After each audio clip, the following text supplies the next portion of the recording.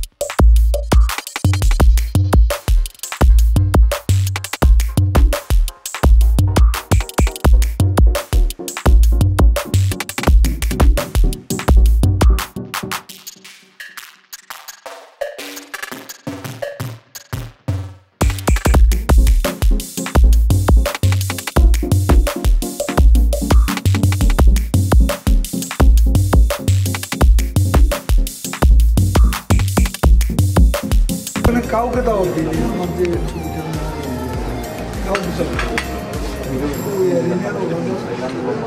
ছবিটা কাউকে পলিটিক্স পলিসিটা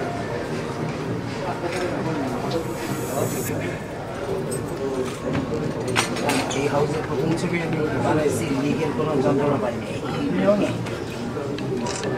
বরং হেল্প করেছে। সাকিবকে আমি বড় সবাইকে আসসালামু আলাইকুম।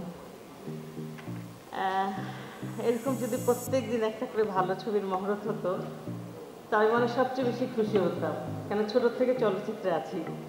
খুব ভালো লাগছে আজকের দিনটা, বড় একটা প্রোডাকশন, বড় ডাইরেক্টর আমাদের কিং খান, সাকিব আমার সবচেয়ে প্রিয়, প্লাস নতুন একজন নায়ক নায়িকা। হ্যালো, ওকে, আসসালামু আলাইকুম, ধন্যবাদ। যাচ্ছি শুরুতেই একটু নার্ভাস প্রথমবারের মতো, বাট শুরুতেই আমি একটু মনে করতে চাই আমার বাবাকে, কেননা চোখ মেলে যখন পৃথিবী দেখতে শুরু করেছি প্রথম যিনি আমাকে রাজকুমারী বলেছিলেন তিনি আমার বাবা। আজকে তার রাজকুমারী এত বড় একটি মঞ্চে আছে কিন্তু তিনি আসলে আমাদের সাথে নেই, তাকেই প্রথমে আমি মনে করছি। ওই যে বললাম না যে খুব নার্ভাস ফিল করছি, কেননা আমার মা আমাকে কিন্তু আমার কথা রানী বলে ডাকেন, বলেন যে আমি যেখানেই যাই কীভাবে কথা বলতে হয় সেটা নাকি আমি একেবারে গড গিফটেড, সবসময় শিখে এসেছি। জীবনে প্রথমবার আমি নার্ভাস ফিল করছি, তার দুটো কারণ রয়েছে। একটি কারণ তো এখানে যার জন্য আসলে আমরা সবাই আজকে এসেছি, আর দ্বিতীয় কারণ হচ্ছে যে এই মুহূর্তে আসলে দেশের যে অবস্থা চলছে, ডেঙ্গু হোক বা বন্যা হোক, আমরা সবাই জানি, শুধু আমার না পুরো বাংলাদেশের প্রত্যেকটা মানুষের আসলে মন এই মুহূর্তে অনেক অশান্ত, অনেক চঞ্চল হয়ে রয়েছে। সেই জিনিসগুলোকে ছাপিয়েও যে আপনারা সবাই এখানে এসেছেন, আপনাদেরকে আসলে অসংখ্য কৃতজ্ঞতা জানাচ্ছি আমি আমার তরফ থেকে।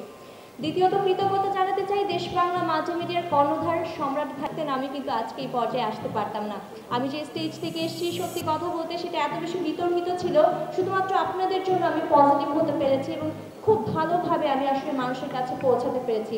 অসংখ্য ধন্যবাদ এখানে যারা উপস্থিত রয়েছেন সবাইকে, এবং সবাই আমার জন্য দোয়া করবেন, আমাকে ভালোবাসবেন এবং আমার জন্য যদি কোনো ভুল ত্রুটি হয়ে যায় প্রথম চলচ্চিত্রে আশা করছি ক্ষমাসুন্দর দৃষ্টিতে দেখবেন। ধন্যবাদ। আমি নট অনলি আজকে, আমি সেই দিন থেকে এক্সাইটেড যেদিন আমি শুনেছি যে এই চলচ্চিত্রের শুভ মহরতের প্রধান অতিথি হয়ে আসছেন এমন একজন ব্যক্তিত্ব যিনি শুধু একজন সফল মন্ত্রী নন, যিনি শুধু একজন সফল রাজনীতিবিদই নন, তিনি এই বাংলাদেশের সমস্ত মনের মানুষ। কেন বললাম তিনি বাংলাদেশের সমস্ত মনের মানুষ? আসলে মানুষ যখন একটা প্রবলেমে পড়ে, মানুষ যখন অসুস্থ হয়, মানুষ যখন কোনো প্রতিকূল অবস্থার মধ্য দিয়ে যায়, তখনই বোঝা যায় যে আসলে মানুষটার জন্য অন্য মানুষের কেমন মায়া, কেমন টান। আমি দেখেছি যে বাংলাদেশের প্রত্যেকটা মানুষ কিভাবে তার জন্য দোয়া করেছেন তিনি যখন অসুস্থ ছিলেন। তার সুস্থতা কামনা করে প্রত্যেকটি মসজিদে তার সুস্থতা কামনা করে প্রত্যেকটি ঘরে দোয়া হয়েছে যে আল্লাহ যেন এই মানুষটিকে সবার মাঝে ফিরিয়ে নিয়ে আসে। আমি নিজেও তার একজন ফ্যান, তার কথার ফ্যান। এত চমৎকার করে তিনি কথা বলেন, আমি নাম না বললেও আপনারা সকলেই জানেন আমি কার কথা বলছি। আমি কথা বলছি সেই প্রাণের মানুষ, সেই সফল মন্ত্রী, সেই সফল রাজনীতি ব্যক্তিত্ব জনাব ওবায়দুল কাদের স্যারের কথা।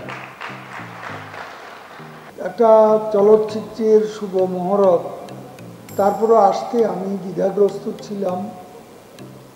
সম্রাটের পিড়াপিড়ি সিঙ্গাপুর থেকে, এবং এখানে উদ্যোক্তাদের বারে বারে তাগিদ, রাসেল তো লেগেই ছিল আমার পেছনে।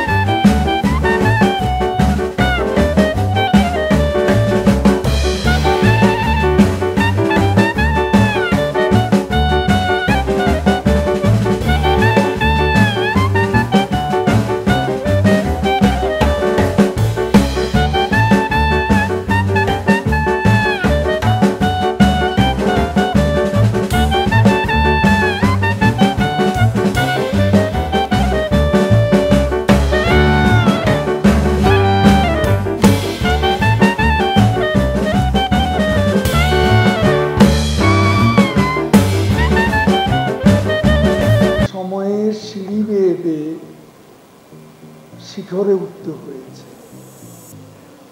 অপেক্ষা করতে হবে, কমিটমেন্ট থাকতে হবে, deep, passionate and abiding commitment যার আছে তার চ্যালেঞ্জ অনতিক্রম্য নয়, চ্যালেঞ্জ সে অতিক্রম করতে পারবে ফিয়ারলেস।